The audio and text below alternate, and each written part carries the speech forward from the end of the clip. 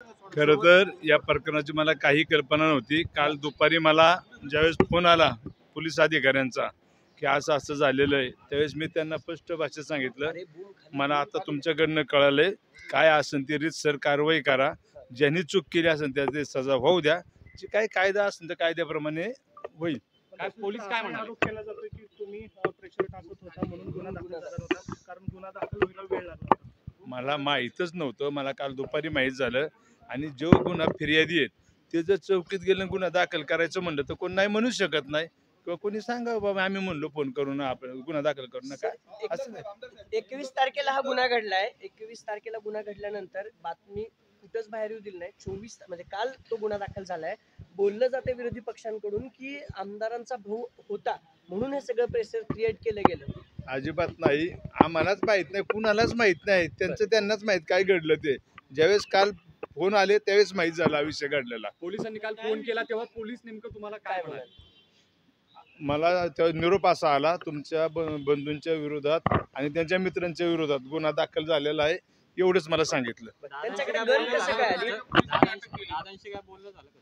नाही, ह्या विषयावर बंदूक कसं काय आली सर त्यांच्याकडे? नाही सांग। बंदूक कसं काय आली त्यांच्याकडे? काय हजर झाले की अटक झाले?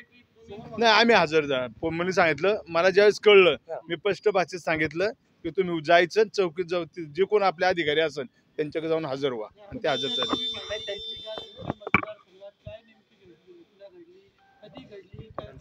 माझ्या मतदारसंघात घडलेलीच नाही। घटनेबद्दल माहिती घेतली नाही, एक सांगतो, मला ज्यावेळेस कळलं मी स्पष्ट भाषेत सांगितलं। मला माझे एक पत्रकार आहे काल सोनवणे म्हणून आमचे पुढारीचे, त्यांनी फोन केला, बाबा असं असं घडलंय, तुमचं काय म्हणणं आहे? मी स्पष्ट भाषेत सांगितले, तू बिनधास्त सांग, माझं स्पष्ट सांगणे, चुकीचं काम कोणी केलं असेल तर मी त्यात कधीच हस्तक्षेप करणार नाही। मग तो माझा भाऊ असू द्या, माझा मित्र असो किंवा कोणी असो, कारण की माझा इतिहास आहे, अख्ख्या तालुक्याला माहिती आहे। मी चुकीचं काम माझ्या घरच्यांनी केलं तरी कुणाला सोडत नाही, मग तो कुणी असू द्या। बंदुकीचा परवाना आहे का त्यांच्याकडे? बंदुकीचा परवाना आहे का? त्याच्याकडे बंदुकीचा परवाना नाहीये आणि त्याच्याकडे बंदूक नव्हती। ज्याची बंदूक आहे तो मान्य करीन ना की बाबा कोण बंदूक कोणाची।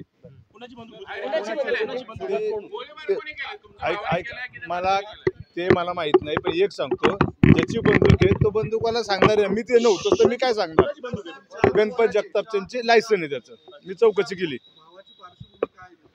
माझा ऐका, माझा बारका भाऊ आहे, तो ऍक्च्युली समाजकार्य करतो किंवा शेती माझी बघतो आणि वारकरी सम्राट फिरत असतो। तो त्याचे मित्रमंडळी आहेत, तेव्हा कोण कुठं गेलं हे आम्हाला सांगून नाही गेलेले, तो गेला होता त्यांच्याबरोबर, आता आम्हाला कळलेलं आहे।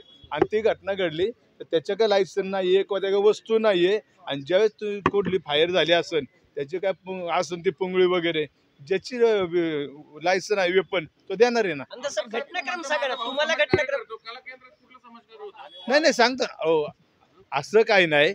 मी हे बघा, कुणी कुठं जावं ज्या त्याचा प्रश्न आहे, मी इथं आलोय, मला माझी तुमची भूमिका तुमच्यावर मांडायची, मी आलोय। हा बघा, कोण कुठं जातो, कोण काय खावा, कोणी काय प्यावं, हे आपण, माझा काय अधिकार आहे बोलायचा? तो माझा भाऊ आहे, मान्य आहे, ऐका ना, तो माझा भाऊ आहे, त्यांनी जर चुकीचं काम केलं त्याच्यावर कारवाई करा आणि कायदा करीन ना, आपण त्याच्यामध्ये नाही।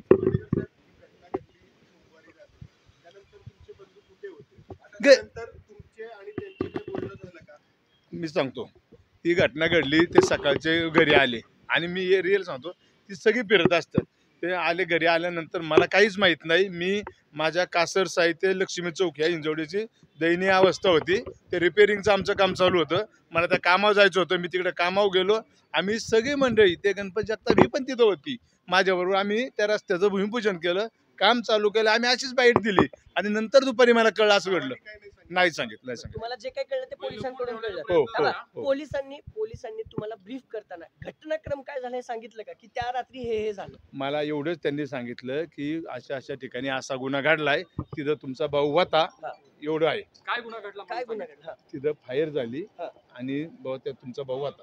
साहेब, तुमच्यावर आरोप असा केला जातोय की तुम्ही ते प्रकरण दडपण्याचा प्रयत्न केलेला आहे आणि अजितदादांनी तुमच्यावर कारवाई करावी अशी मागणी देखील केली जाते विरोधकांकडून। हे बघा, माझा कुणाचं मी दबाव आम्ही टाकला नाही आणि दबाव टाकून कुठली कामं होत नाही। आणि राहिलं आमच्या नेत्यांचा विषय, मी प्रामाणिकपणे सांगतो, शेवट नेत्याच्या ठिकाणी काम करत असतो। जे नेते सकाळी 7 वाजता उठतात आणि रात्री 11 वाजेपर्यंत काम करतात,